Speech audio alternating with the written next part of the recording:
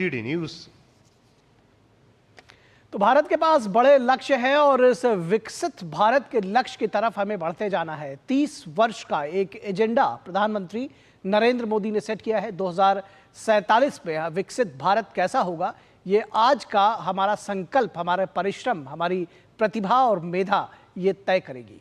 तो यही आज हमारे विशेष का विषय है, दुनिया के लिए भारत उम्मीद की किरण।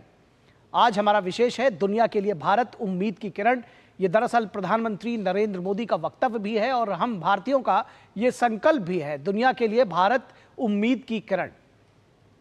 और इस पर चर्चा के लिए हमारे साथ दो खास मेहमान जुड़े हुए हैं। हमारे साथ प्रफुल्ल केतकर जो कि संपादक हैं ऑर्गेनाइजर के, वो हमारे साथ जुड़े हुए हैं, और अनिल पद्मनाभन जो कि वरिष्ठ आर्थिक पत्रकार हैं, जुड़े हुए हैं। अनिल जी आपका स्वागत है, प्रफुल्ल जी आपका स्वागत है।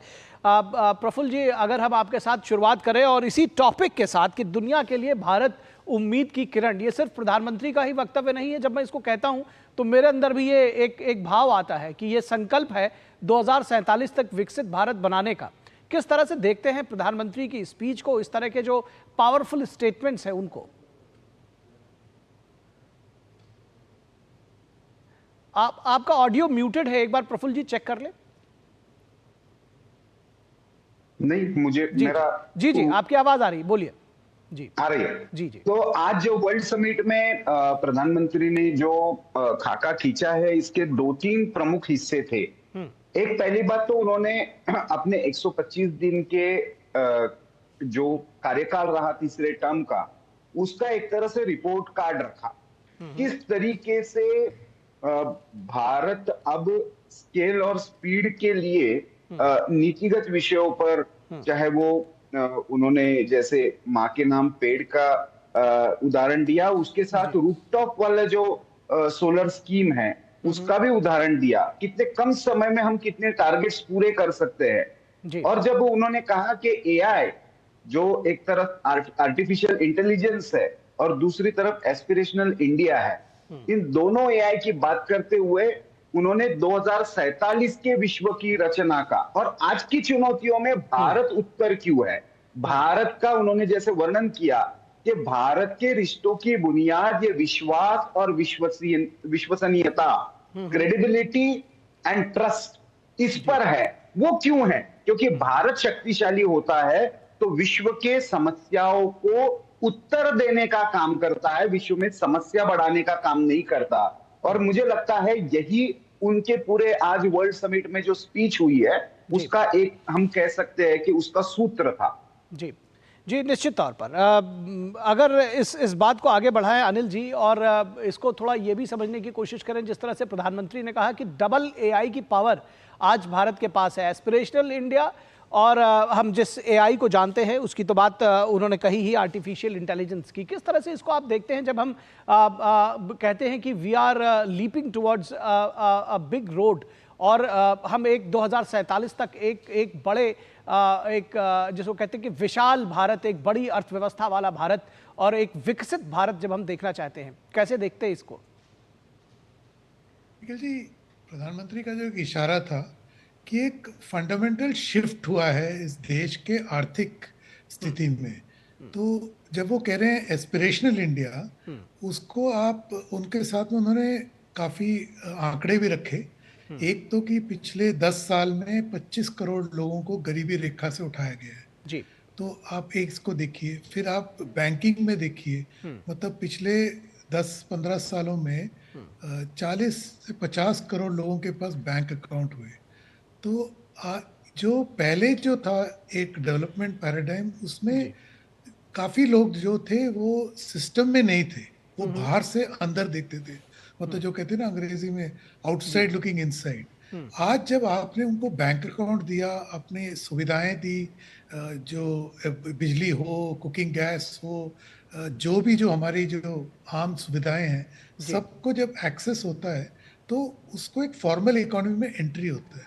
तो जो प्रधानमंत्री का इशारा था कि जो एस्पिरेशन इंडिया है, ये जो 50 करोड़ लोग जो सिस्टम के बाहर थे अब सिस्टम में आ गए हैं, तो इसीलिए उन्होंने कहा कि अब 140 करोड़ लोग जुट गए हैं विकसित भारत का उद्देश्य पाने के लिए। तो मैं इसको ऐसे देखता हूँ। ठीक बात है।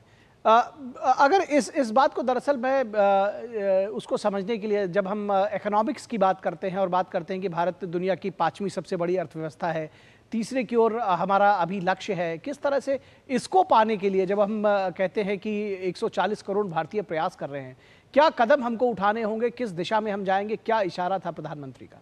उन्होंने कहा लक्ष्य निर्धारित है। आप मुझसे कर रहे हैं सवाल? जी जी जी। हाँ जी। हाँ, सी निखिल जी, वो ऐसा है कि जब जब विकसित भारत की ओर ना अगर भारत को बढ़ना है तो 140 करोड़ लोगों को लेके बढ़ना होगा। तो अब इसको बढ़ने के लिए आप सोचिए, लेगेसी डेफिसिट जो थे ऐतिहासिक, अब जो गरीबी, मैंने अभी उदाहरण दिए, गरीबी, बैंकिंग, कुकिंग गैस, इनको आपने फिक्स किया।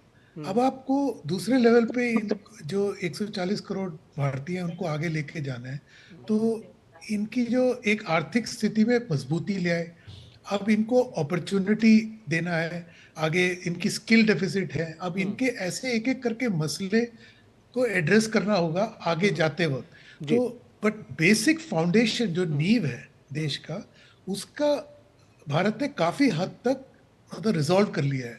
अब जब आगे बढ़त होगी, जैसे अब एआई आएगा, जो सुविधाएं आएंगी, एजुकेशन लिटरेसी लेवल बढ़ रहा है, अब आपने फाइनेंस में मतलब फाइनेंशियल सेक्टर पे इशारा फिर प्रधानमंत्री ने किया। आज जो यूपीआई के जो ट्रांजैक्शन है, आप सोचिए 2016 में हजारों में होते थे, आज बिलियन में है।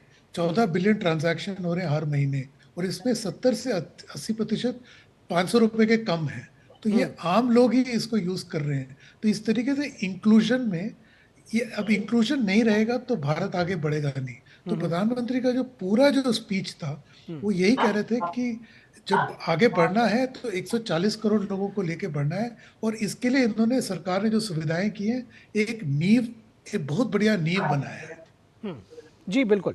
अगर प्रफुल्ल जी हम इस बात को ये भी जोड़ें कि एक दृढ़ राजनीतिक इच्छा शक्ति की ज़रूरत है इन चीज़ों को आगे ले जाने के लिए, और जो प्रधानमंत्री का भाषण था उसको किसी भी तरह से कोई ये ना समझे कि वो भारत का कोई नेता आत्ममुग्धता में ये सारी बातें कर रहा है। दरअसल ये एक जिसको कहते हैं कि उत्साह का भाव भरने की भी बात है और राह दिखाने की भी बात है।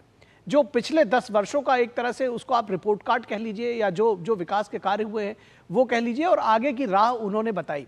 किस तरह से आप इसको देखते हैं कि जो पिछले दिनों की जो उन्होंने बात बताई, ये अपने आप में अनप्रेसिडेंटेड है पिछले 10 वर्षों में, जिस तरह से प्रगति की राह पर भारत आगे बढ़ा है? जी बिल्कुल निखिल, देखिए ऐसा है कि प्रधानमंत्री ने जैसे कहा कि भारत की सेंचुरी, और भारत की सेंचुरी बननी है तो भारत को कैसे बढ़ना होगा, वो कहते हुए उन्होंने अपना रिपोर्ट कार्ड दिया। अभी जैसे अनिल पद्मनाभन जी ने इंक्लूजन की बात की, इंक्लूजन के साथ हम रिन्यूएबल एनर्जी में हमने अपने टारगेट्स कैसे सेट किए और उनको अचीव किया। आज यूपीआई का ट्रांजैक्शन, ये लगभग 52-53 देशों में हम टेक्नोलॉजी एक्सपोर्ट कर रहे हैं। के साथ मिलकर हमने वैक्सीन को हमने देशों को देने की बात की, तो हमने केवल दिया नहीं, हमने उसके पीछे के पेटेंट्स के बारे में भी एक तरह से अपनी स्पष्ट भूमिका रखी। तो ये सारा अप्रोच दिखाता है। वही बात क्लाइमेट चेंज को लेकर है, वही बात ग्लोबल सप्लाई चेन को लेकर है। तो ये जो परफॉर्मेंस के इंडिकेटर्स है वो ये दिखाते हैं कि भारत के पीछे सेंस ऑफ पॉजिटिविटी क्यों है। और अभी हम चर्चा कर रहे हैं, उससे पहले ब्रिक्स की बात आई, आने वाले समय में शायद ब्रिक्स की करेंसी भी आ जाएगी, और ऐसे में एक, तो ये जो ग्लोबल ट्रांसफॉर्मेशन हो रहे हैं, एक कोविड के कारण हुआ, दूसरा यूक्रेन और इजराइल हमास संघर्ष के कारण, और शायद आने वाले समय में इजराइल ईरान संघर्ष के कारण, ऐसे में भारत के प्रति जो पूरे विश्व की अपेक्षा है और भारत कितना उसको पूरे करने में समर्थ है, इसको लेकर भी मुझे लगता है ये जो अनप्रेसिडेंटेड ग्रोथ का, इंक्लूजन का, इंफ्रास्ट्रक्चरल डेवलपमेंट का, लेकिन ये सब करते हुए ग्लोबल जो आज चैलेंज है उनके प्रति भारतीय दृष्टि से उत्तर खोजने का, ये जो मुझे लगता है चित्र आज इस वर्ल्ड समिट के उद्घाटन के भाषण में प्रधानमंत्री ने दिया है, ये बहुत ही विश्वसनीय है और सकारात्मकता पूरे विश्व को सकारात्मक भारत का संदेश देने वाला। ठीक है, आपने कहा सकारात्मक भारत का संदेश देने वाला है। दरअसल इसी समिट में शेरिंग टोब्गे जो भूटान के प्रधानमंत्री हैं, उनका जो वक्तव्य था वो उस विश्वास को दर्शाता है। मैं चाहता हूं कि आप उसको थोड़ा एनालाइज करें। उन्होंने कहा कि आज अगर यूक्रेन और रूस के बीच में युद्ध को अगर कोई रुकवा सकता है तो वो भारत रुकवा सकता है। भारत की जिस तरह से इकोनॉमी बढ़ रही है, भारत जिस तरह से सबको साथ लेकर चल रहा है, वो अनप्रेसिडेंटेड है। तो भारत के लिए, भारत की सरकार के लिए, भारत के लोगों के लिए जिस तरह से भूरी भूरी प्रशंसा उन्होंने की, वो एक शायद झलक दिखलाता है भारत के ऊपर विश्वास की जो अन्य पड़ोसी देश हैं, जो दुनिया है उसकी। जी बिल्कुल, नहीं केवल भूटान के प्रधानमंत्री क्यों, भूटान के प्रधानमंत्री ने तो कहा ही, लेकिन आप ऑस्ट्रेलियन जो फॉर्मर प्राइम मिनिस्टर है डेविड कैमरून, उनका आप संदेश देख लीजिए। फिर जब भूटान के प्रधानमंत्री ने कहा कि ग्लोबल साउथ जो है वो भारत के नेतृत्व के प्रति बड़े अपेक्षा से देख रहा है, और हमने ये G20 में दिखाया भी कि भारत ने कैसे G20 के सारे विषयों को, और